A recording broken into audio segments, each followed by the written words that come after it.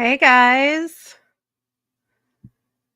just want to do a quick sound check, make sure y'all can hear me. Are we good?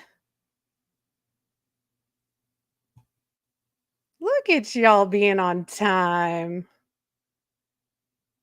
Hey Sandra, Charlene, Taz, Vanessa, Doreen, Mindy, the other Mindy, Pam, Claire. Oh good. I'm glad you can hear me. Okay. Um I started things early so that people would kind of get a chance to get on before I bring Sina in here. I'm so excited for this live, you guys. It's been so long since we've hung out. I just wanted to kind of do a little bit of an introduction, a very brief one, because I'm going to let him talk about himself. But Sina is one of the co-founders of Fridays, and if you missed my video from a couple weeks ago after the live, make sure you go and check it out. I talked about Fridays. I am now an advocate for Fridays. They are a weight loss, telehealth, obesity care treatment company that helps people with GLPs and compounding and insurance prior authorizations and all that good stuff. Again, I'll let him go into all the details, but Fridays is amazing. Yes, Charlene, I know you're a client. I love them too. So I'm going to bring Sina in here and let him talk about all of this. But I hope you guys are all doing awesome. And I'm super looking forward to hanging out with y'all here. So let's bring on Sina. I'm using a new software, so please bear with me. Okay, Oh, there we are. we did it. Yay! I think we're both kind of holding our breath there on that one, huh? I know, right? I'm like, how do I push buttons? I don't know what I'm doing. It's fine. But Excellent. anyway, I was like Sina. kind of in your chat hanging out a little bit just I with know, the right? community here as we're talking. Yeah, it's cool. Yeah. So I'm going to do my best to kind of keep an eye on the chat and I'll call out questions as I see them for you. Sure. But definitely just introduce yourself. Let us know about Fridays. You do you, boo boo. Go ahead. Okay, I will. Well, yeah, it's a pleasure to be here. And my name is Sina Arham, and I am one of the co-founders of Fridays Health.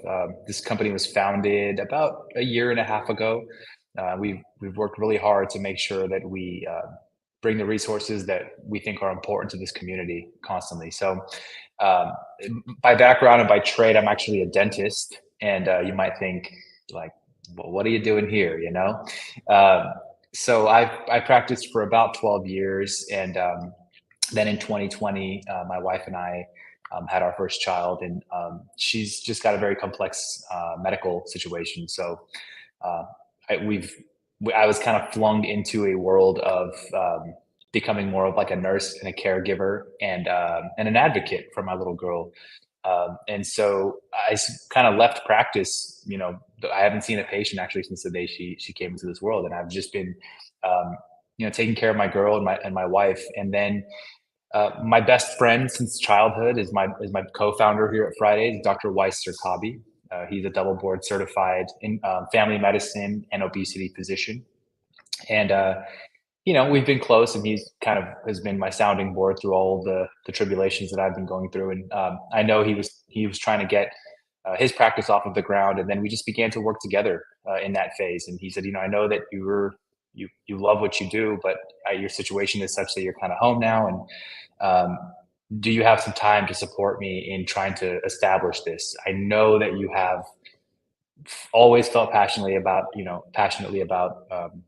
obesity. My grandmother um, lived in a bigger body, and she moved here from Iran when we were kids. And um, it always there was these very very vivid memories that I had from my childhood of my mom, my father taking her to the doctor and wanting to discuss weight, and the prescription was always eat less and move more, eat less and move more. I mean, I have these very very vivid memories at like the dinner table of like somebody very lovingly going over and like scooping out the rice out of her plate, because as Persians we eat a lot of rice, and that the doctor saying, well, that's what it is, right? And this is like a BMI of like probably higher 40s, maybe low 50s, and we're not talking about a rice problem here. I mean, at the time it was very palpable for me, just because I could still see that look on her face in those moments. But especially now thinking back to it, I get really emotional about it and upset about it, you know, to think that uh, she had been living with this sense of like, please hear me, like listen to me, and almost being told by everyone, and I'm sure with love and with the best of intentions, and obviously in this world not always, but you know those people that at least I was in the room with, always with the love and best of intentions, basically saying you're not heard, you listen to us, like you know we're trying to help you out of the situation that you've put yourself in, was kind of like the the sentiment, you know, if I can distill it down to the feelings that I can remember from that period. And so, you know, my friend Weiss, and he's always known that this has just been something that's just stayed so close to me. And um, so he was practicing as a family medicine doctor at Hoag Hospital in Newport Beach. And they were treating a lot of patients with obesity, and they were actually utilizing GLP-1s kind of before this craze. And he remembers kind of personally that, you know, he's like, I remember him telling me the stigma isn't just in society. The stigma is in the hospital because we can treat knowing how to support these patients. But when we come into like the break room or like kind of behind closed doors, the things that you'll hear doctors and nurses say, the work we have to do is so systemic, it's so deeply ingrained that you know there's a lot of work to be done. And that's kind of why he then decided I need to go get more training, because this is something that I feel like I want to dedicate myself to. And so, you know, in a lot of ways, the start was kind of unintentional, but I guess you could also look at it as potentially as serendipitous, you know? And so when I came on board and started supporting him, it was initially intended to be like something brick and mortar in our area in California. And as we began to really kind of look into what was going on, this is an access to care issue. I mean, if there ever was one, if you if anybody who's been trying to get access to these medications, whether it's an insurance situation or a shortage situation, um, or finding a provider that you can work with situation, it's an access to care issue. Less than 1% of physicians in this country are obesity medicine trained, right? So how are they supposed to support the greater than 40% of patients with obesity and the greater than 70% of patients with insulin resistance, right, that are all trending into this pathway? And so we realize that, you know, this is something that we think that we have the ability to work together to build something that's actually meaningful and going to have an impact on a big scale. But we wanted to make sure we brought in somebody who had really done the hours. And so we approached Dr. Mhm. Holly Lofton. We saw her, actually, she was an educator when Dr. Weiss was getting his obesity physician. He had taken the courses before he was board certified. He knew how much I loved, you know, obesity medicine and metabolic health. And he's like, he would send me his lectures and say, I know you're not getting, you know, I know you're not going to be getting the board certification, but you need to watch these. You're going to love this doctor. And so I would just like watch her lectures, and she was just so well spoken and just had such a broad perspective of trying to understand how to support patients. It's not just the tool of the medication. There, it's having a discussion with them about and providing the resources for there to be true lifestyle change, you know? And Mhm. while these medications are an excellent tool and they give patients an opportunity to do the things they always knew, but for them to actually function in the way that they're supposed to function, you know, instead of Right. feeling like you're pushing a boulder up a hill and wondering Mhm. how come it's working there and there, but it's not working here, you know? Right. So we approached her and told her, this is who we are. This is what we believe is needed in this country. And this is what we plan to do to fix it. And, you know, she really vetted us hard. She is the director of the weight medicine clinic at NYU Langone. She's been an obesity physician for 12 years. She's been a double board certified internal medicine and obesity physician for I think like 18 years. So she's really done a ton. And Mhm. she, you know, she really vetted us hard, and we had a lot of meetings. And she asked us before she kind of came to join our board. And I remember like the last kind of conversation before we had become at this point more friendly. And she asked me, she's like, you know, if you could distill like I know you have a lot of missions, but if you really could distill the mission down to one word, um, or to one idea, what is it? And I said, it's access to care. And then she said, Mhm. I'm in, because you guys live in Southern California. I live in Manhattan. we're not living in the places where people are having access to care issues, but we No. are the people who need to be worrying about the people who have access to care issues. So we need Yeah. to jump into the middle of the country and really begin to provide those types of resources there. I'm in. And Mhm. so then her and Dr. Weiss began to build a medical protocol. And, we found a partner that had professional corporations for medical care in all 50 states. And it's just been since then. So, and Right. all those elements, I'm sure you've spoken about in your videos, and I know there's patients in the chat that I can see that are patients of ours.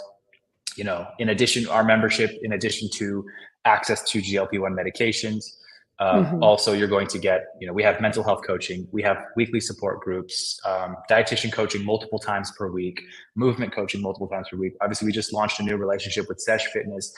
My commitment has been, I will listen to what the patients tell me they need, and then I will Mhm. find a way to incorporate into the program. And so I look at it as like a curation, if you will. I'm always out on the search. And at this point, we've become impactful enough in the industry that people are now coming to me and saying, I know who Fridays is, and I know what you're trying to do for your patients. Here's who I am, and here's what I could offer if you wanted to try to incorporate this. So I look at it as like curating a platter, so to speak, like a revolving sushi, if you will, Right. and like if you're a Fridays patient, just know that I'm always working on these relationships to be like, how does this feel to you? Here, we're going to add 2 of these sessions in next month. Tell me how they work for you. Get feedback. Mhm. Okay, like we added Dr. Joy doing support groups a couple months back, and that has been I think one of the best coaching that we've added. And because of the feedback we've gotten, now I have, starting next month, she's going to be doing sessions every single week, because it's really become like a safe space for people to come connect with each other, um, and Right. know that they're already starting at like level 10, level 9 out of 10 of being in a room with people who understand what they've lived, and so that's always going to be the goal, is just to consistently curate for our patients all of the elements that I think would help impact and change their journey, in addition to access to medications, obviously. So, Right. Absolutely. Well, thank you. I appreciate that so much. I know when you and I first talked, it was funny because I told my subscribers, like in my introduction video about Fridays, there are so many companies that have reached out to me and been like, hey, hey, hey, we want you to represent us and tell your subscribers about us. And everything just felt like a money grab. I never once had a conversation with a company where it actually felt like they cared at all about what was happening. It was just about making money and about, you know, whatever they could do to make themselves big in the space. Even some of the larger companies that are out there, I always just kind of felt icky about them. sure. Um, but like hearing you and your story and just how you guys feel about it, and having been able to participate in a lot of the support groups, and having met with, um, the doctors there, and just the overall feeling is we're here to help. And Yeah, I just I having been an obese person for my entire life, like since I was a child, everything has always been my fault. Everything, it's always been, you did this to you. And like actually having people say, it doesn't matter how you got here. Let's do what we can to get you to a place of healing. And I just absolutely love that. And the fact that that you guys are actually affordable, that it's not just a massive money grab, is huge. So we already have some questions down in the comments. Sandra wanted to know, because she's already a Fridays patient, when will the new website be done with the coaching and weight tracking? And if you want to give some background about what she's talking about, that would probably be sure. helpful. Yeah, good question. Yeah, so when we launched Fridays, this is about a year and a half ago. We began with a, like what we call in tech, like a tech stack, right? So you put together the softwares that are going to be on the back end that operate the system. And that tech stack was something that we thought we would have maybe a year or so. Like we saw our first patients end of third quarter last year. We thought we'd have like a year, maybe a year and a half before we got to a size um, that would help us, like that would substantiate our ability to like then add tech to it to make it better. Um, we got there fast. 2.5 months, it was just like, oh no, like this is happening fast. And so suddenly we had to bring on a tech team to begin developing what is now our new patient portal. So it's like a front end experience for the patient that we want it to be something like, like I guess you can think of it, most people are familiar with MyChart. I think everyone's at least once had to log into like a MyChart, through a hospital system or something like that. Like Mhm. our previous tech stack was through Healthy, which is an existing electronic health record. Our new Mhm. one is custom built for our patients. And so in the build, we have to release what's called a minimum viable product. So they put together this like initial process of like how to book appointments, how to order medications. And now we're going to be bringing all of the other elements that needed. So a weight tracker.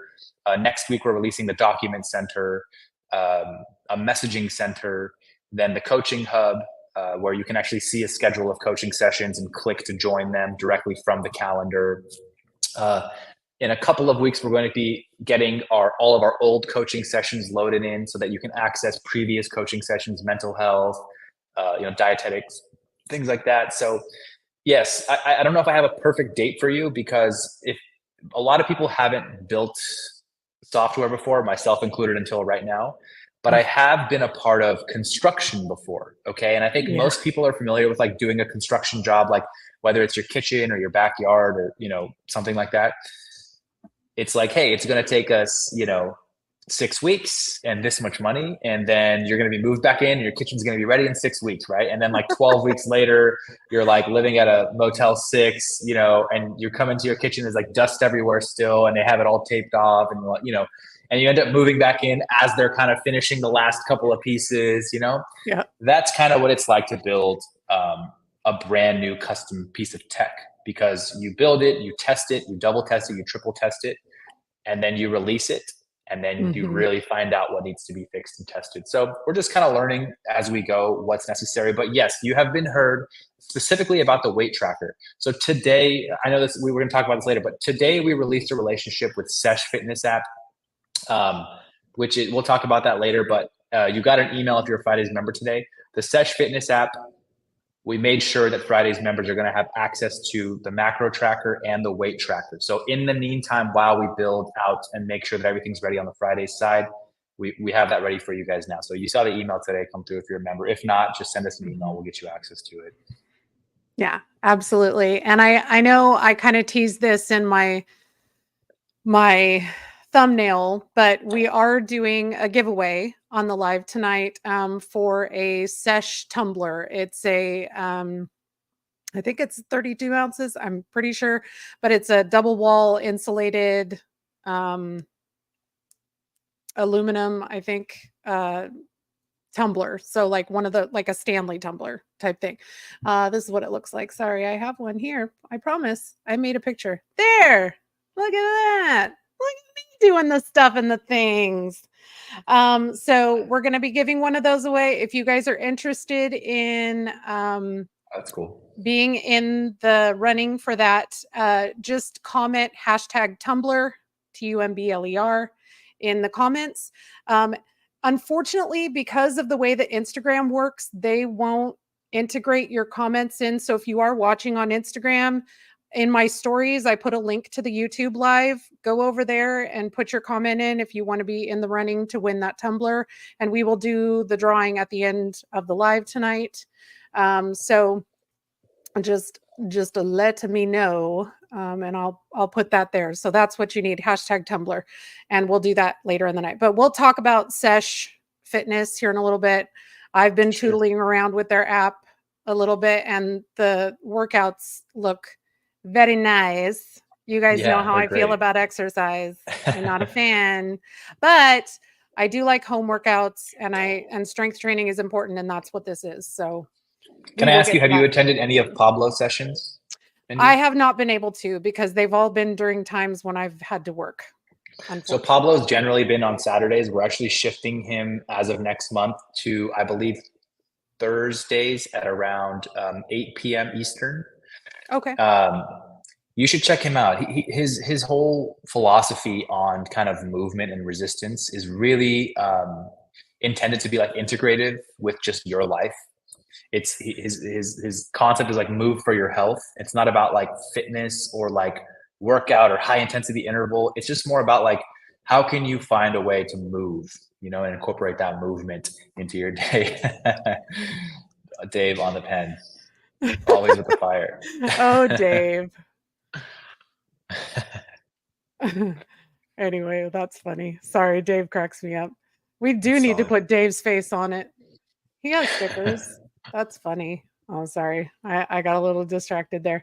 Okay. So we did have another question. Doreen wanted to know where the Fridays offices are. And I'm not sure if she's asking about attending in person or if maybe she missed the telehealth Yeah, part. Doreen, is that what you meant? Like Mhm. a brick? We don't actually have a like a brick and mortar. We're a virtual medical clinic. So we're based out of Orange County, California, but we don't actually have a physical location where patients would be seen. It's all via virtual care. You know, through it's like a Zoom, but it's called Doxy. It's a HIPAA compliant version of Zoom, basically. Mhm. Okay, and then let's see. Cece wanted to know, what do you see happening in the availability of GLP-1 compounds in the event losses are filed against the legitimate compound pharmacies that Fridays uses and or they come off the FDA shortage list? Yeah. What do I see happening? I think that's a really loaded, you know, that's very opinion based. Yeah. You know, I think if they file against legitimate compounding pharmacies, I'm not sure that I see, like, you mean like a cease and desist? I'm not sure if I see those compounding pharmacies stopping because everything that they're currently, all of their practices are fully defensible. They are producing medication during the period of an FDA shortage, and Mhm. they are. This is what they're allowed to be. This is why the law was written in this way, right? And this has not been really problematic at any other time in history except for right now. And I think right Mhm. now there will, I'm sure there will be a fight. But to say what I know, what I see happening, I don't know. You know, I want to be completely honest with you. I don't know, and I've been in this industry long enough to know that every time I try to speculate on something, I feel like if I speculate publicly, I feel like I regret it later. But it would take an act of legislation to keep compound pharmacies from making compound drugs in shortage. Yeah, I think Mhm. that, and I don't see that happening. Now, the next part of the question was, what about when they come off of an FDA shortage list? Now, if they come off of an FDA shortage list, I think we have to understand that if we look historically, that's the point at which they're not going to be able to be made in the compound form anymore. Mhm. Is that going to be the case in this situation? We don't know, but it's, if we look at history, likely it is, right? And my hope is that if it comes off of the shortage list, that's a good thing, first of all, right? That means Mhm. supply is meeting demand. Mhm. The scary thing, I think, for patients in that situation is, well, what about insurance, right? Right. People are going to, because insurances are maybe not going to still cover it, even though supply is caught up with demand. And that's the Mhm. scary piece because there's many of the patients that we serve are on an insurance plan that doesn't cover it. And they come to us because they can get access to safe compound. And the concern is like, what happens there? And I think that we're just in such a fast-paced space right now. Again, I think it'll be really, really hard to predict what's going to happen here. But we're not the only group. There are many groups like us who are going to continue to advocate in as many ways as we can for this to be something that patients can get access to. I think patients are really, really excited and are ready to advocate for themselves. Like, it's going to take Mhm. acts of advocacy from providers and from patients being very, very, very, very loud about this, you know? Mhm. And we'll see what happens. I mean, I think that, you know, I often talk about this. The TROA Act, the Treat and Reduce Obesity Act, I think is an important one because if we can get these medications to a place where Medicare is covering them for the indication of obesity, um, then I think private insurances will follow, right? Medicare will set the standard generally, and private insurances are going to follow. So, uh, you know, there's a lot. I don't think these meds. I think Dave might have said it. I didn't catch it, but these meds aren't coming off of the shortages anytime soon. Mm-mm. Anytime soon. Okay. I did. We did have a discussion in my live on TikTok the other day about, you know, someone was like, "Do you think retatrutide will go into shortage as soon as it comes out?" And I said, you Mhm. know, maybe all of the distribution and manufacturing capacity that they are building in right now isn't for the meds that are here today. maybe it's for the next generation of meds to make sure that like retatrutide, once it becomes available, if it gets through the clinical trials and gets the indication, that one they want to make sure does not go into shortage and ends up in a situation like it does here, right? So, because these medications is not just about 2024 and 2023 and 2025. Like the next 5 to 10 years is going to be, an insanely exciting time in this space. And so Mhm. they have to play, they have to play the long game there as well. So it'll be interesting to see what happens. Yeah, for sure. For sure. Uh, Dave, I don't think my dog has any opinions about compounds other than the fact that this live is keeping me from paying attention to him. He doesn't have much opinions about anything, but he was, hi, buddy. Come here. Come say hi. Come on. Up. Everybody, this is Helios. We all know and love him. Yes. Okay. Good boy. Yes, we can't have a Cutie. live without saying hi to him. Okay, buddy. Okay, you show your teeth. Oh, good boy. Okay, goodbye. Go see daddy. Oh, good grief. He is such a brat. That's a great name. Uh, yeah, he's a stinker, but I love him. He was kind of a mess this last week with me gone at my sister's house, so he's kind of been stuck. He's been stuck to me like glue. So Dave had a question. Sina, what do you think some of your competition offering investigational meds like retatrutide?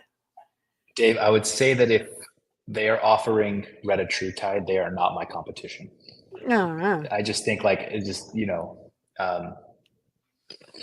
intellectually, I don't see that as somebody that is my competition. I think that this is a gold rush, right? This is a gold mhm, rush. And when these periods have happened in history, people start to make really questionable decisions based on money. I've said this, I've been in healthcare for a really long time. I've been practicing since 2012. And one of my mentors taught me this very early, actually, before I even was practicing. And it's always stuck with me. He said, in healthcare, in all business, but specifically in healthcare, if you do the right thing, you will have financial success. But if you chase the financial success in healthcare, you won't always do the right thing. And that is something that I think that quote I'm seeing now in this particular space is terrifying when you're seeing, mhm. because they're not even just offering Retta, they're like offering like it's like a prescription for it. And it's like, how are you, who's writing a prescription for this? Right. So to what pharmacy? Yeah. It's questionable. I don't love it. I don't love it because I know patients right now are excited, and I think a lot of patients are desperate. And if something has not, even if if the pharmaceutical grade version hasn't been through clinical trials yet, now we're going to be using the research grade investigational drug, the research grade version of it. It's just it's scary, and I feel for patients because um, obesity has not been something that there's been a great solution for in this country ever. And Mhm. so during this exciting time, it feels like a finally moment for a lot of people. And I'm just really worried. I worry about like them being taken advantage of um, by some, maybe not super above board actors. So don't love it, Mhm. Dave. I don't love it. I know you know that. Dave and I are good friends. We talk all the time. I know you were leading me to that one. Absolutely. It looks like our questions have kind of died down in the chat, so I had a couple. Sure. I got one of the ones that I touched on a little bit in my other video, but I know a lot of people missed it, was how does Fridays choose the compounding pharmacies that they partner with? Yeah. So, like I said, we have a professional corporation, a partner that has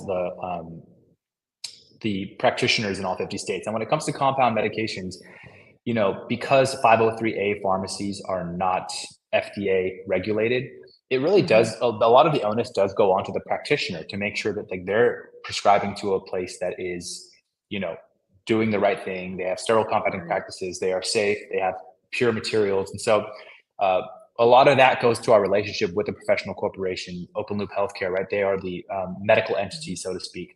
we talk to them and we work with them to figure out, because both our party and their party gets approached by pharmacies all the time.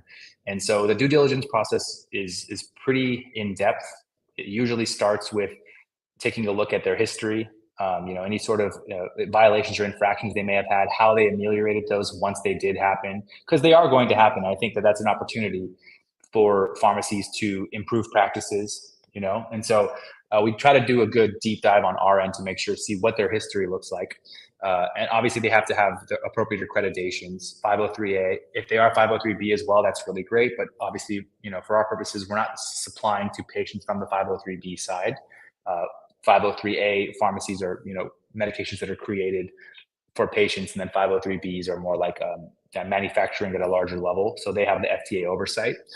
That's nice if they have other accreditations like a PCAB, and then also making sure that we get access to seeing when they do batch testing. So they have independent third-party labs that batch test their materials, their API, their active pharmaceutical ingredient, and show the purity levels. And I think at this juncture now, it's a little bit different than it was like a year and a half or 2.5 years ago. You do due diligence, obviously, at any point that you're going to be prescribing to a compounding pharmacy. But at this stage, there are a few compounding pharmacies that are doing this at a high level that many of the telehealths like mine are working with. Okay. So we kind of have a little bit of a luxury now of reputation and, clinical results, right? We now have thousands of patients that have been on these medications from the pharmacies that we utilize and have had amazing results. So I'll tell you, there's a pharmacy that we brought on board in March of this year. They had a lot of great patient-facing information. Like they actually publish all of their independent third-party testing results onto their website under their quality assurance link, so that patients can actually go access it, which is very uncommon to find a pharmacy that's putting that information. They give it to the practitioners, but rarely to the patients. So Right. We love that about them. We built a good relationship with them. But as the summer months started to heat up, their distribution was such that they were having trouble keeping meds cooled, keeping them in the cold chain, right? I don't know if it was like we do know it was their packaging in combination with the specific type of ice that they were using, like the cold packs they were using. We had many discussions like, hey, here's 5 more cases of medications arriving, like sweating and hot and things like that. And so began to work. And we actually just a couple of weeks ago kind of shifted them off of our channels, because it's our duty to try to fix those problems. And if they don't get fixed, we take them off of our channels. So we had to basically reassign all of their locations to our pharmacies that we know can handle the job. They have ever since then, they have been now sending us test packages multiple times per week of like, hey, we're trialing this. So we have a couple of addresses in California. They're located in Texas. So we have California, New York, and Florida. And we have them send test packages to see like how, if things get broken in the cold chain. And of course, we order under pseudo names, right? So that like they can't, the pharmacy is not able to know that they're sending us a test package, So we have these like little things that we do to make sure that the quality is going to be, we want to understand what our patient's experience is going to be, So, so, it's an ongoing process. It's one of those things that you never just get to like set it and forget it. Like we could have never prepared for like the heat to be the thing, the summer months to be the thing that totally changed this. Actually, when we had the winter storm, we learned then that if it gets too cold, and meds will freeze, and then that's a whole problem, So it's a constant game. Have you seen the claim Zero Dark is not 5? I have not seen those claims. No. Yeah. You want to send them to me? My email address is my first name at DwayneFridays.com. I'll take a look. He's like, because I want to know if they're not. Well, the internet is undefeated, in both good and bad ways. There's a lot of things that you'll see on the internet that you would have never found out otherwise. Like it's like a Facebook group. Right. Facebook groups can be some of the like investigative journalists of the century in there, and then also like some of the worst unfounded information you'll ever hear in your environment you'll ever. So I at this point, I'm in a virtual company for this long. I try not to like, I want to see it and then do the research, but I don't necessarily believe everything I hear on the internet. For sure. I'm going to address this one with Charlene. She's saying, should I be worried that I'll cap out on dosage and effectiveness with over 250 pounds to go on my journey? You guys know that I mean, I don't have 250 pounds to go still, but I've still got another, 70-ish pounds to go. And the old gray mare, she ain't what she used to be. The meds just don't work the same as they used to. Um, but they work better than nothing. I would say that's a conversation to have with your Fridays doctor, Charlene, for sure. Um, and my advice is to titrate as slow as you possibly can.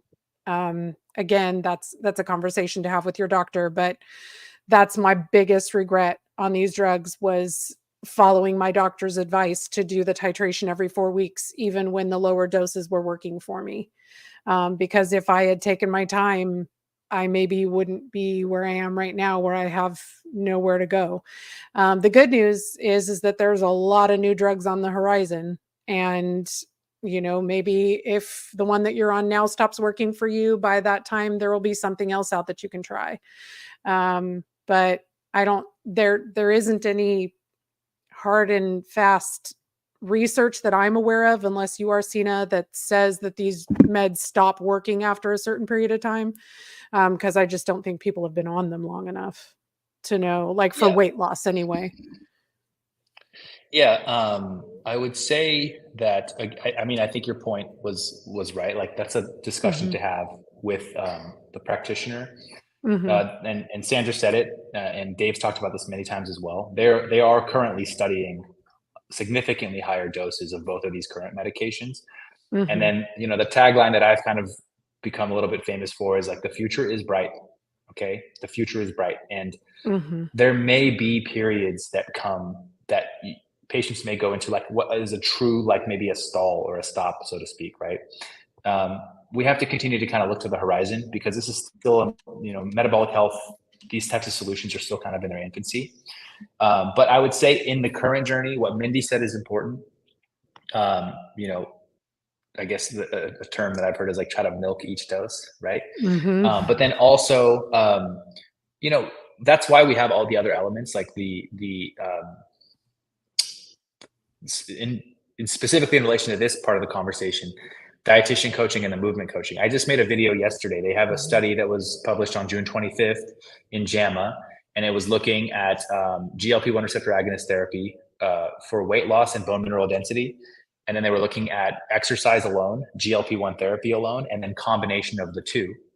And they found that patients in the combination group, so that's a patient that's taking a GLP-1 in addition to resistance training or exercise, they had the highest rate of weight loss and they had the greatest retention of bone mineral density, right? Mhm. So we know this, like metabolic health, right? If you want to tell your body to take fat, then you need to use muscle. If you use muscle, it tells your body, I am using this, take the fat, do not take the muscle. And then the more muscle you're able to retain or hopefully grow if you have the proper protein intake, then you're increasing your basal metabolic rate.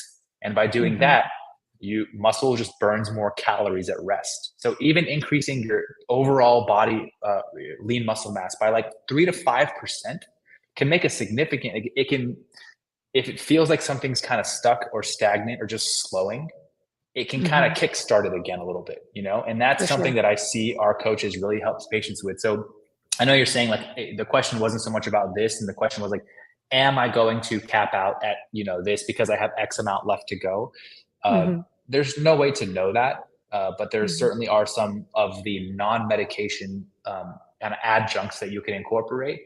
And then I know that there are options. I mean, Dr. Weiss, our chief medical officer, did a video on this. They have a study just about a month and a half ago was published on the use of dual therapy, like I think incorporating metformin for patients when they are at a place of like true stagnation and stall, which can be helpful.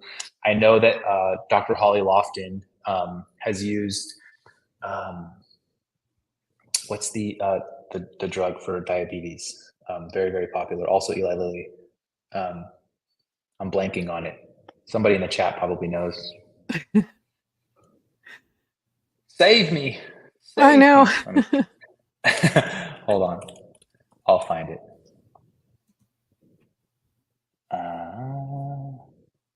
Charlene is saying Victoza. Jardiance. Jardiance. There you go. Yeah. So I know that like Dr. Holly Lofton has told me, because I asked her, because a lot of patients will ask us like, well, what if we stop the medication for a period of time and then start back at the bottom and then titrate back up? And patients Mhm, actually claim that this has been an effective strategy for them. But I've mhm. asked Dr. Holly Lofton, who's practiced this, and she's actually one of the physicians that was part of the clinical trials. And she said there's no research to suggest that that's true. But she was like, what I have actually found is when we incorporate other medications like a Jardiance or a metformin, we can actually help patients get. She says I get an additional. She's like, this is. She told me specifically, this is not a study. This is just my experience. But she's like, when I have a patient that caps out on medication and kind of has stopped losing, when I add Jardiance, I can get about another 5% usually. And she's like, don't quote that as like a clinical trial. That's just like my own, with my patients. She's like, I can get another 5%. So there are some options and there are some tools that patients can utilize. Like that's not currently a part of our medical protocol, just because it takes a little bit more closer management of the patient than we think is maybe appropriate in a virtual setting. But I would say to the patients who are concerned about that there are some other tools that physicians, that are using to try to help patients. There's a Absolutely. quadruple agonist in the pipeline. It adds a calcitonin receptor. Well, Huh. there you go. And y'all, if you don't follow Dave, he's on the pen on the TikToks, the Instagrams, and the YouTubes. He is a fantastic resource for information on all things GLP. Like if you want to know what's happening, you just ask Dave right there. He'll tell you because I don't I don't do the things that he does. So this is all just about my journey, and I don't. If I want to know those things, I follow Dave. So, um, but yeah. So let's see. Dave learns me a lot of things. Absolutely, Sandra. He learns me a lot of things too. Um, okay, so we've touched on it a couple times, and people are asking about what the Tumblr is. So, what is Sesh Fitness? Like we just Sure. joined hands and hearts and Yeah. voices, hearts and Yeah, hands. I'm What is excited it? about this. I've been working with them for about 3 or 4 months now. So Sesh Fitness is it's an app. They have about like I think a library of about 400 different workouts. Mhm. And the app is built to be, it's modular. You can add workouts, take away workouts, increase intensity of things, and it gives you proper form, and then it builds workouts in there. So they approached us actually and said, we've served about 400,000 women on our app, and we are now over the last year, especially, but over the last couple of years, but really the last 12 months, many of our clients are asking us about what we think about, or if we have recommendations or suggestions for GLP-1 receptor agonists or providers and things like that. And so we've kind of been sending them to look at your content because we think that your content pretty much is an interesting and informative way to learn about what their options might be. Uh, but it got them thinking about maybe finding a partner to work with that can support their clients. And so when they came, I said, so are you asking to refer patients to us? Because I've been on your app and I think that there is something that you can do for my patients actually. So we began to kind of build. So so yeah, they've built this 8-week program in addition to like an extensive handbook. They're going to start writing some really great blog posts on their website about GLP-1 receptor agonists, and then they've also built in um, like a nutrition guide with a bunch of recipes, a macro tracker. I mean, it's great. So what I said to them is, I told them this is who we are at Fridays, and this is what my commitment is to my patients to bring resources. And so if you'll build this program for my patients, I want them to have free lifetime access. So they have a bunch of other workouts, plans, and programs in there. They do challenges and all kinds of cool stuff that patients can later purchase. But I said, can you build a resistance training program? Then I'll have my coaches kind of vet it, take a look, and make sure that everything is copacetic. And then we can make this something that my patients can access. And then they said, well, do you want a gym workout? Do you want coaching? And I said, well, my patients, I want to have the gym workout option, but I think most of my patients are going to start their journeys with a home workout. Yep. I mean, for me, we're just busy, right? Like it's just the best thing. So they said, we'll just build two. We'll build an exact identical program in terms of its goals for lean muscle building, but we'll build a home version and a gym version for y'all. So we released it today. So all Fridays patients should have gotten an email today that gives them You'll go into the app, you'll find the Fridays Foundations, you'll see our logo on these workouts. When you go to click purchase, you'll see it's $100 program. So they do allow other people to purchase this program, but you'll have a code that you can put in and get free lifetime access to it. It'll get you access to the macro tracker and all that type of other elements that are in there. So Mhm. I'm just really excited because we have two movement trainers at Fridays that hold live sessions. Fit with Casey, she does it two days per month, and then Pablo does 2 days per month as well. But I think with working out and with movement in general, it's really hard to like commit to a exact time, like okay, Thursday at 5, because life happens, and sometimes you got to kind of get your mind in the right place before you start on a workout or something. And so I've heard that from patients that like I actually think more patients access the movement coaching on the re-recordings. They watch the recordings and they actually attend, because it's not like popping into a dietitian coaching session or to a mental health coaching or to a support group. It's something that you kind of got to like prep for physically, mentally. Okay, I'm here. I'm going to like do the thing. Mhm. And so Yeah. I heard that, and that's when Sesh came. I said, okay, they have an amazing library. They have fitness coaches. They can put together a program that then patients can use at their own discretion, at your fingertips when you're ready. Okay, for me, it works better to do it at 8 a.m., after I drop my kids off, or for somebody else, it works better at the end of the day. So if you're a Fridays patient, go check it out. Sesh Fitness is a really cool brand. They've been really great about understanding the patients that, I talked at the beginning, like I told them who we are and who we're trying to support. And so as Mhm. they've written blog posts or handbooks and things like that, they always send it to us. And we get to kind of take a comb over and just make sure that they're supporting our patients in the way and in the tone. I'm a big believer in tone of care. You can provide care to somebody simply with tone sometimes. And they have great education, but I just want to make sure the tone matches what Fridays, how we present ourselves to our patients and how we want our patients to be cared for. Mhm. So, For sure.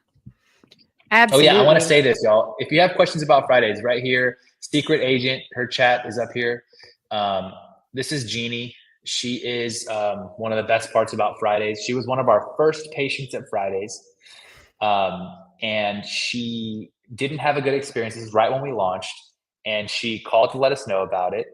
And actually, my partner took a call with her, and he was like, "Hey, you need to talk to this lady. You're gonna love her." And so I did. We met, and we fell in love. And then she has joined us. She has 20 years of experience in marketing, and she's just such an amazing like communicator, advocate, lover of people, hilarious. And so, if you ever want to know more about the Fridays program, you're curious, but you're not ready to make a commitment, if you go to our homepage, scroll to the bottom, it says click here for more information. It'll shoot off an email to Jeannie. She'll text you, she'll FaceTime you, she'll Zoom you, she'll email you, and you can get to understand the program, at your own time and with Jeannie. So, Jeannie, Mhm. I love you. Absolutely. And then I did have a quick question. Are there any plans to expand Friday's services in the future? Like I know we have the nutrition coaching and um the support groups, and now we have Sesh, and of course the compounding, and you've got the insurance concierges to help with prior authorizations. Is there any plans to expand your Yeah, I offering? would like, my goal by the end of this year is to be able to expand um, dietetic coaching to one-on-one, so that Mhm. patients can at least have a schedule to be able to have like a one-on-one, because a lot of Darby and Estefania, our dietitians, they do group sessions, Yeah. but they do a lot of work behind the scenes, because Yeah. patients will say, I want a meal plan, or I want this and I want that. And in our portal soon, we have a whole knowledge base of dietetics that Darby has actually created, guides on various things, meal planners, shopping lists, all kinds of stuff that it's going to go into like a knowledge base for patients to be able to access at their own time. But for me, that's, I think, one of the most important things is getting patients a way to access dietitian coaching on a one-on-one basis, so that they Mhm. can plan, and get a good idea of specifically what's important on their journey. And then we have had discussions about, you know, potentially other services, like other medical services coming to Fridays. Mhm. Things that patients have asked us about, like derm. It seems like dermatology, some dermatology options could be important. Yeah. potentially some hair loss. It's But, yeah. I don't want to I know I have competitors that are doing it now. I haven't decided yet because I don't think we've earned the right to expand services yet. I think we still Yeah. need to like really like do what we Make came sure here to you're do at a doing very what high you level. Mhm. Yeah, Yeah. it's like a really sexy idea, but Mhm. you have to be doing what you came to do at a high level before you've earned the right to expand your services, is how I look at it. So we No, I have, respect that. dietetics Mhm. fits into what our patients need now as a part of what For we sure. said, as a part of the journey. But Yeah. other things could come. We'll see. All right, and I was gonna highlight this question, but it looks like it looks like it's a she's on it, man. I tell you what, she got this. Jeannie's How loaded. long does it take from the first contact with Fridays to getting started on the meds? And she says, Yeah. So we have sorry, go ahead. two options in most people will have two options available when they first sign up with Fridays. You see this? I'm on the Zoom thing where it like, have you seen that? Where it'll like, Yeah.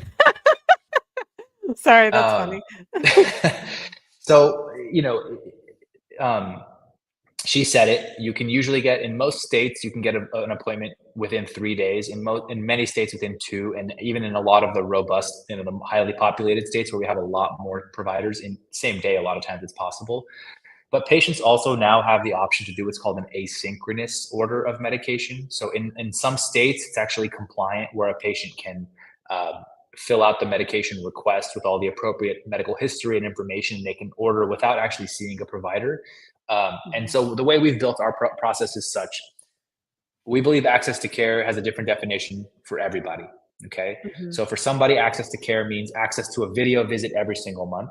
For some mhm. people, access to care means access to medications. I don't want to see anybody. I don't want to look at anybody. I don't want to schedule a video call. Like, leave me alone. Give me. Yeah. And so, our top priority is always going to be safety and compliance. So we kind of build out a plan based on like what is compliant in which states, and then we let the patient choose what access to care means for them. So some of our patients choose to just never see a provider and do their fills, and as long as it's appropriate and we have the labs that we need, and we're getting the appropriate information on the refill request forms, that can be appropriate for that patient. Some patients, they say, I'd like to do a check-in maybe once a quarter via video visit and otherwise get my refills sent. And some patients, they don't want to unless like they have like, I'm in a plateau, right? I haven't lost for 8-12 weeks now. I want to meet with somebody and figure out what's going on here. So Right. you can, but for in most patients, like if you went to fill out the intake today, um, I would say if you did an asynchronous, you could have medication at your door by the end of next week. If you did synchronous, you could have a video visit even today, tomorrow, and then maybe the same thing about 5 days later. So we try to be Yeah. very responsible and responsive. I'll tell you this: we have added our new portal over the last 3.5 weeks. And actually, this week, we just changed the way we handle our customer support tickets. We kind of imagine it's like a ravine, we built a Mhm. dam on Monday, and we're kind of redirecting flow in a couple different directions. And that has kind of sparked some new problems, as it always does, in terms of like how we respond to patients. I'll tell you this: my team, I don't. I need to make a video about how much I love my team. My team is the most like thoughtful, caring, empathetic, kind group of people that I have the like absolute privilege of having at Fridays. The team that works at Fridays, they care so much to make sure that patients have a good experience. Um, one of my team members, Mia, was online until about 1 a.m. last night, just because of our new redirect, there was a clog where patients weren't getting responded to in the timely manner that they were used to. And she's like, I can't go to sleep. I literally can't go to sleep knowing that like somebody thinks that they're gonna get a response. And so she was just like working through it last night. And I don't know, that level of care. I don't really ever think that I look to hire for skill sets. I hire personalities, and I hire like I look for empathy and I look for patience. And then Mhm. I think the one conversation that I try to have with everyone before they come to Fridays is, you know, this is an opportunity um, in metabolic health. GLP-1s are great as the tool, but what they're really important as is the catalyst for social change and the way Mhm. that patients with obesity are treated and cared for. Yeah, for And sure. so when we're going to interact with patients, make sure that you the way I try to remind them is a patient may have suffered with obesity their entire lives and have never been cared for. They've been maybe mistreated or gaslit by family members, by significant others, by doctors, by everyone. Approach every interaction you have with the assumption that that is the case, and that Fridays was this kind of this last attempt at maybe taking a chance on something, you know. And they've circled it on their calendar, and they've led up to this moment with hope and maybe a little bit of like skepticism. And I was like, prove their hope right and their skepticism wrong in that moment that you get to interact with them. That this is a place where you're going to be met with kindness and care. And so I'm just grateful that my team, I hear them teach that to each other and remind that to each other. I don't know. I'm very grateful for them. So if you've interacted with my team, hopefully you'll see that sentiment carried through. Yeah. And then Deirdre was asking how often we're checking labs. Like, yeah, that's a great question. Positions. Sure. So if you come to Fridays and you sign up, let's say today, okay, we have 4 labs that we check as a requirement for our medical protocol. Okay. So it's a CMP, or a comprehensive metabolic panel, an HbA1c, a lipid panel. Lipid panel, a lipid panel, and then a TSH. Okay. So those are the 4 labs that are very closely related to metabolic health and to like also liver and kidney health. Those are labs that if you have those labs within 12 months, you can submit them, upload them, and then those can be used. But if any of those 4 labs has expired within the last 12 months, then we'll order a new set of labs for you, those 4 labs. Now, we have a relationship with Quest Diagnostics. And if you use the Quest Diagnostics nearest you, it'll be $33 for those 4 labs, which is like less than the cost of a copay. That's your cash pay price. Okay. Those 4 labs are like about like $260 if you were to self-pay them. So we have a great deal with them. And that's why we're very adamant about using that, because I know that patients are focused on the scale. We understand that, we honor that, but it's our job to be focused on everything else for you. And also these values can be really helpful if we're going to be fighting for a prior authorization or appealing a prior authorization for you. Oftentimes it's the lipid labs or the A1C that help us push it over the edge when we're fighting on the appeal stage. Those labs will need once a year. So if you come to us with, let's say you have all 4 labs and they're valid today, but let's say your A1C expires 2 months from now. In 2 months, we'll probably just order all 4 labs for you, so that at that point you have another 12 months left to go. Right. And we've had conversation about extending that 12-month range to about 18 to 24 months coming up soon here, because a lot of patients over the last year maybe don't have it, but it hasn't been decided yet. But as it stands today, that's the goal. That's the protocol. Right. All right. Well, we're coming up on an hour here, and I know that's usually when I tend to cut mine off, and I'm not seeing a lot more questions here, but I do want to get this giveaway done. So let me see if I can make this thing do its thing. Give me just 1 second, see if I can figure this out. Okay. So let's get this party started. Oh, goodness. It better not choose me as the winner. That's going to be real embarrassing. You win. Oh, my gosh. We're going to try this again, guys. Just kidding. You're going to win again. Oh, no. I told it not to let more than one person win more than once. So if it does win me again, I'm going to be real upset. Okay. Hey. Jewel. Yay. Okay. That's good. So, Jewel, if you can send me an email at mindypweightloss@gmail.com, and in the subject line, just put Sesh Tumbler winner, and let me know if you'd rather have a pink one or a blue one. Once again, you can go to the Sesh website and they have all the colors. Oh, there it is. But this is what it looks like, and it comes in a pink and a blue. I think they may have a couple other colors, but the Sesh app website, they have it there.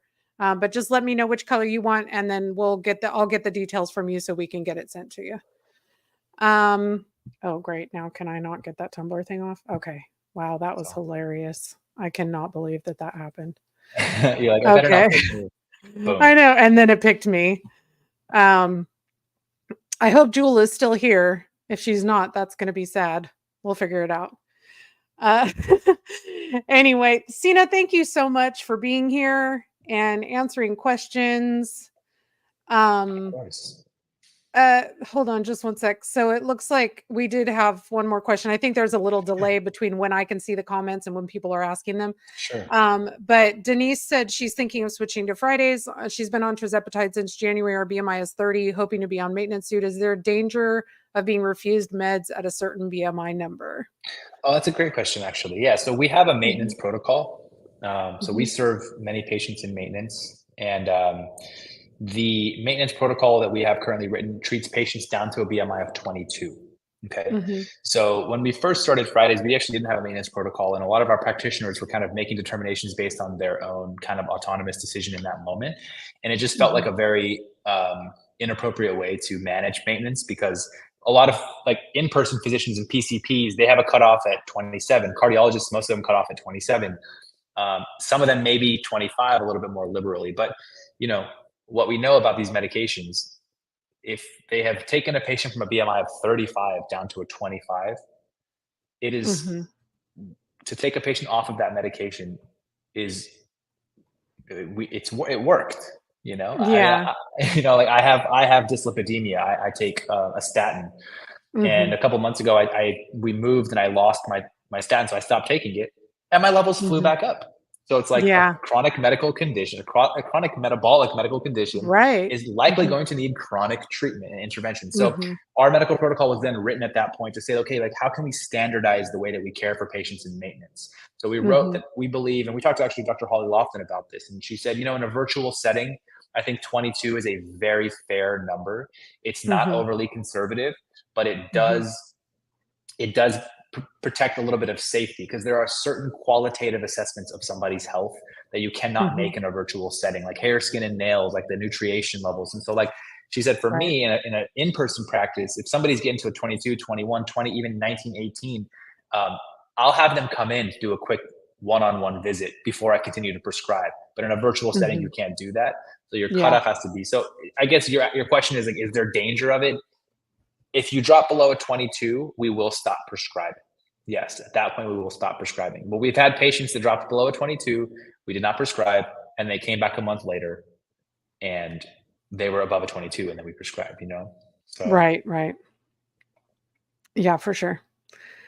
All right. Well, it looks like we did have somebody ask about Medicare coverage, but I don't think that's probably something that either Sina or I can speak to. I there was I don't. just a little turn of the dial yesterday Mhm. where they said patients on Medicare, if you have been on a commercial insurance plan for 1 year prior, Mhm. 1 year or more prior to coming to Medicare, and that you had coverage for weight loss medication, then you can get it covered. Now, that covers an infinitesimally small percentage of the population. It's essentially saying people who are just coming onto Medicare at age 65, if you're on a commercial insurance plan that covered it for the last year, which we know is less than 25% of plans, then Right. we'll cover it. But it's not a step in the wrong direction, at least. So I don't know about the horizon, but we did see some little bit of like a movement there this week. So we have to kind of Right. watch that. Right. Yeah. I think it's going to be a play it by ear situation, but I mean, most of us, all insurances will do whatever they can to escape from having to pay for these meds in Yeah, some way, shape, or form. And Medicare is sure. no different, unfortunately. So, but yeah, we'll just have to kind of keep an eye on that. Probably coordinate with, um, keep an eye on Dave. He'll let you know when that changes. Yeah, We'll get one absolutely. more question. I know we're way after, or well, not way after, but we're Sure. after our hour. But Juju's mother asked again, will you coordinate with my primary care physician? I'm assuming they mean for prescriptions. Um, Would Fridays do that? I don't know what that means. Coordinate with um, Because Fridays is the one that, like, the prescription would have to come through the Fridays physician, wouldn't it? yeah, absolutely. Yeah, Yeah, because Friday's I think physician, that's and what and they're if it's saying. Mhm, okay, and if it's going to be so, this is a good. The only things that Fridays will generally prescribe are medications in this realm that we all know, like GLP-1s and some of the other medications that are in the weight loss category, Mhm. in addition to like a Zofran. You know, when we Mhm. first started, we were a little bit we would prescribe a little bit outside of that, and what we found was that it was fragmenting our patients' care Right. with their PCPs. And that is Mhm. certainly not the goal, because a lot of patients, when they come to Right. their PCP and say, I'm taking this compounded tirzepatide, the PCP is like, where are you getting that from? Like, what's going on here? We noticed when Right. there were more prescriptions on that list, the PCPs were a lot less happy about continuing to care for that patient, right? They're like, well, why don't you just go there for your care? So coordinating with your PCP, I think the way we look at it, that's a lot. We put that on you. We give you all the documentation that you need for them to understand the clinical decision making that's going on. Um, but you would be coordinating that to get that information to your PCP, upload it into your whatever chart that you use at your doctor's office. And of course, if they have questions, they oftentimes will reach out to us. But Right. Right. All right, Sina, thank you so much for being here. I'm going to let you go. I know you have things you have to do. I'm going to hang out indeed, just a little bit longer here sure. just to answer any straggling questions and stuff like that. But thank you so much. This has been Yes, I amazing. appreciate you. I Yeah, thank you. appreciate Thank you for you. having me, guys. Thank you guys in the chat. This is a great All community. right. I appreciate this. Thanks, Sina. Have a good All right. day. All right, guys. Yeah, I know Cheryl had asked about pricing for Fridays, and uh, Jeannie's already on it. But one of the things that I love about Fridays is that how transparent they are. Like they outline everything. There is no trying to hunt and peck for information. They're very, very transparent about their pricing, and I absolutely love them. But um, I do want to open this up for any questions you guys might have for me that are non-Fridays related. I know it's been a while since we've had a hangout. I can't be here for a super long time because I owe my husband some hubby time. I just got back from California on Wednesday. So but I did want to touch base. I love you, Tanner. Everybody, Nikki's man is in the comments. Um I had an amazing trip, and there will be a California vlog coming to you guys hopefully next week, as long as I can get it edited. And thank you so much for all the comments about my hair. Um, I I did not do a good job of I should not have filmed my reaction to it immediately after getting it cut because it was very emotional, like how short it was. Like it was like I loved the quality of the haircut. I knew that it was a good haircut. I just was kind of in shock at how short it was. And honestly, when I went back and I thought about where I told her to cut it, it was like less than a half an inch shorter than where I told her to cut. And it was only because of the curl under that it was that much shorter. So I I actually love it now. Like I love how it frames my face. I think it looks nice. Everybody that has seen it has told me how much they love it. We did have a couple of naysayers in my comments that I ignored to the best of my ability, but for the most part, I am very much loving my hair. Um, uh, Cheryl, I'm not sure.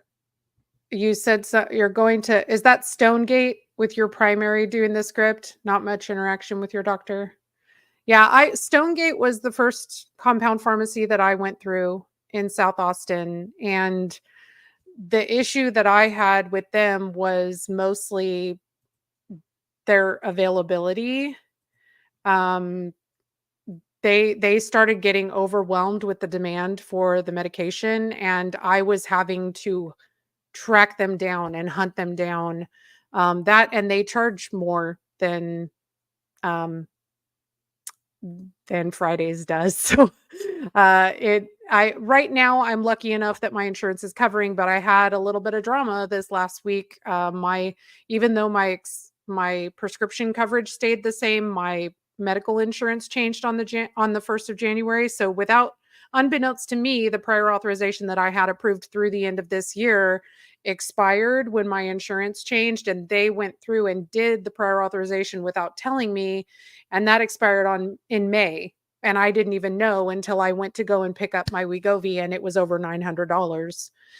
And so I've been going back and forth with my insurance for the last week and a half, and I finally got the approval, the prior authorization put through to the end of this year. But who knows if and when that's going to change. And I am so happy to have Fridays in my back pocket if I have to go back on the compound.